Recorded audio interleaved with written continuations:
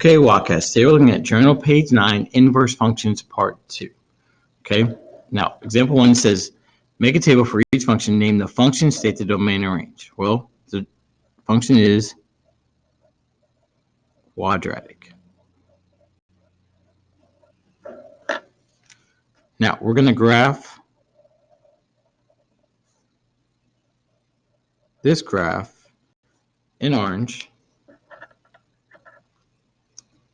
Okay, so when x is 0, that's 0 squared, which equals 0. When x is 1, that's 1 squared is 1. When x is 2, that's 2 squared is 4. When x is 3, that's 3 squared is 9. Okay, so let's go ahead and graph those points. So 0, 0, 1, 1, 2, 1, 2, 3, 4, and 3, 9.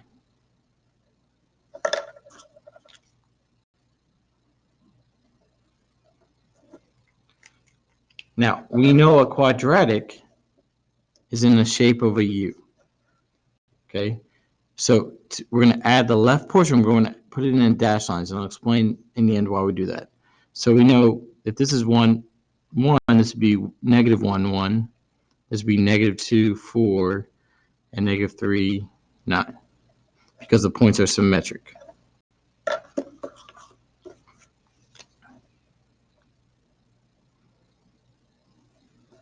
Okay. Now, the domain is negative infinity to positive infinity. The range is bracket 0 to infinity. And it says find the inverse of each function by making a table, then name, state the domain and range of the inverse. Okay. Now, for the x values, we're going to choose 0 because that's the first value you can plug into the square root. You can't put in negative numbers in the square root. Now we're going to choose 1, 4, and 9 because we can take the square root of 0, 1, 4, 9. Okay. So when x is 0, that's the square root of 0 equals 0. So square root of 1 equals 1. Square root of 4 equals 2. Square root of 9 equals 3. And I'm going to graph this in purple. So we're going to graph the function in orange and the inverse in purple. Okay. So the point 0, 0, 1, 1, 4, 1, 2, 3, 4, 2, and 9, 1, 2, 3.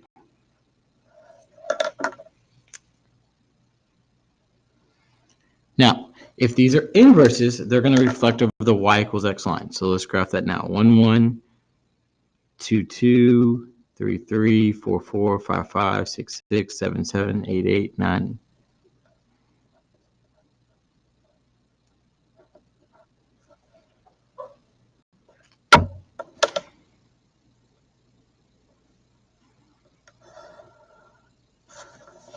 You can see here that they reflect over the y equals x line, so they are inverses. Okay, but notice how the quadratic has the dash line here. Now, I said you couldn't take the square root of a negative number, but you can mathematically do that. It's just an imaginary number. So technically, the square root of 0, 0, the square root of negative 1 is here, and the square root of negative 4 is here, and the square root of negative 9 is here. But we put them as a dashed line because they're imaginary. Okay, that's why we put this line as a dashed line, because when we're talking about inverses, we only take the positive right side because we know we'll get a positive inverse. But if we were to do the whole function, we'd have an imaginary section here. Okay. All right. Domain of a square root is bracket 0 to infinity, and the range is bracket 0 to infinity. All right, let's take a look at example 2. Okay, so y equals x cubed. So whenever you cube, actually, I'd probably do it just to be safe, but we're going to put it in parentheses, okay? Now, negative 2 cubed is negative 8. Negative 1 cubed is negative 1. 0 cubed is 1. 1 cubed is 1. And 2 cubed is 8. Again, we're going to graph the function in orange. Okay, so that's negative 2, negative 8. So negative 1, 2, 3, 4, 5, 6, 7, 8. Negative 1, negative 1, 0, 0, 1, 1, and 2, 8.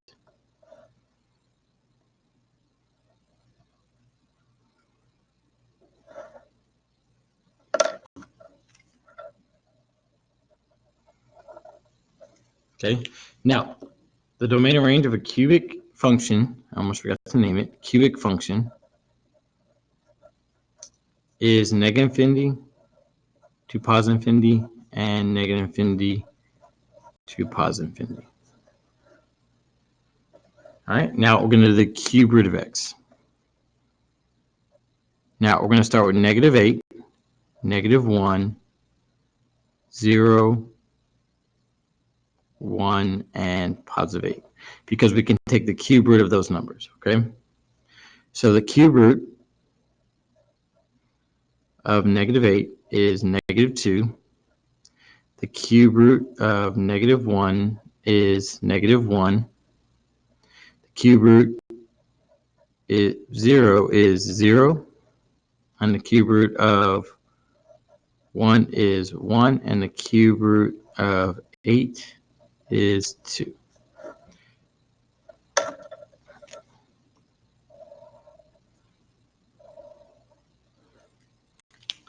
Okay, I forgot this is the cube root function.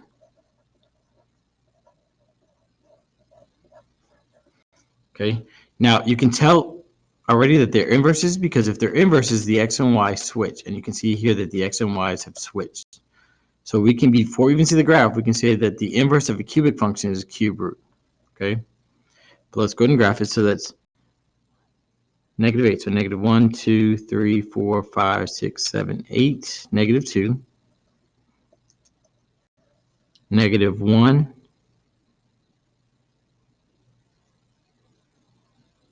Negative 1. Negative 1. 0, 0. 1, 1. And 10, 9, 8, 1, 2.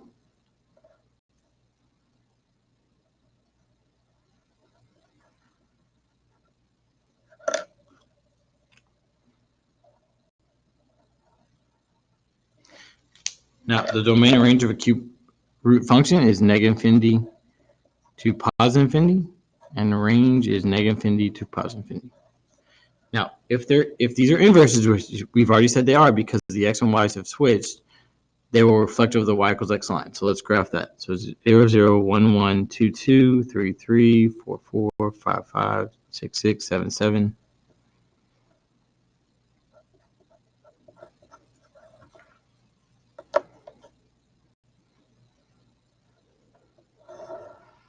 So you can see here that they reflect over the y equals x line. So we can say that the inverse of a cubic function is the cube root function. All right, let's take a look at example 3. Okay, so again, we're going to graph the function in orange.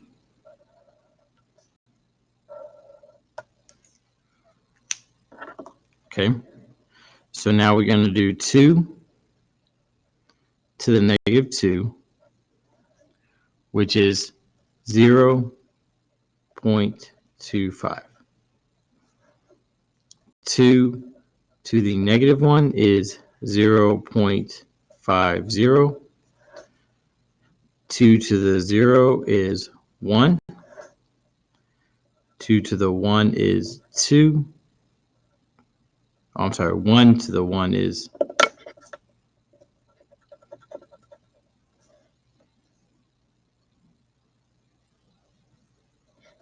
I almost made a mistake. 2 to the 1 is 2. That was correct. 2 to the 2 is 4, and 2 to the third is 8. Okay, so let's graph those points. So negative 2, 0.25 is less than 1, so we're just going to put it out. We're going to estimate the point. Okay, same with 0.5. So negative 1, 0.5, they're less than 1, so they're going to go there. Okay. When x is 0, that's 1. When x is 1, that's 1, 2. When x is 2, that's 1, 2, 3, 4. And when x is 3, it's 1, 2, 3, 4, 5, 6, 7, 8. And I forgot, y equals 2 to the x is an exponential function.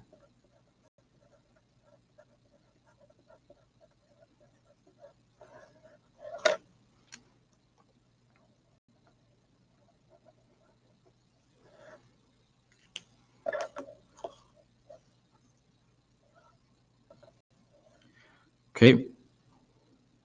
Now, we're going to use the point 0.25, 0.50, 1, 2, 4, 8. Okay, and the reason we know is that the exponential function and the log function are inverses.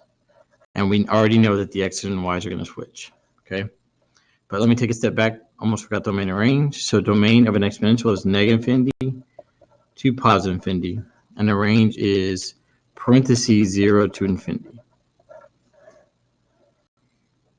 Okay, so now log base 2 of 0.25 is equal to negative 2.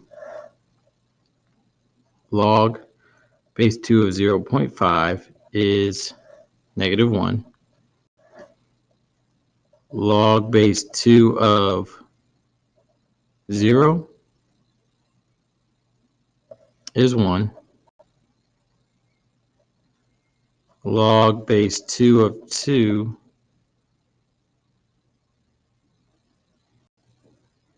almost forgot, made a mistake there. That's 0. Log base 2 of 2 is 1. Log base 2 of 4 is 2. And log base 2 of 8 is 3. Okay, and you can see here that the x and y's have switched. So now let's graph. So 0.25, negative 2. 0.5, negative 1. And we'll just approximate those points because they're less than 1.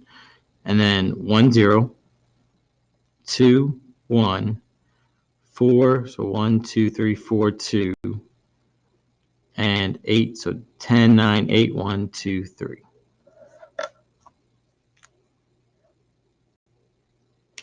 Oh, I almost put points in the wrong.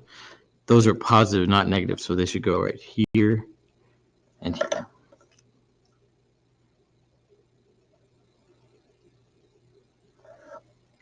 Okay.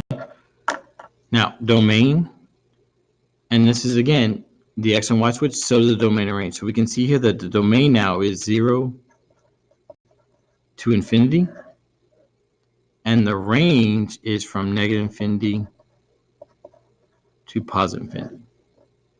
Okay. Now, if they're inverses, they'll reflect over the y equals x line. So let's graph that.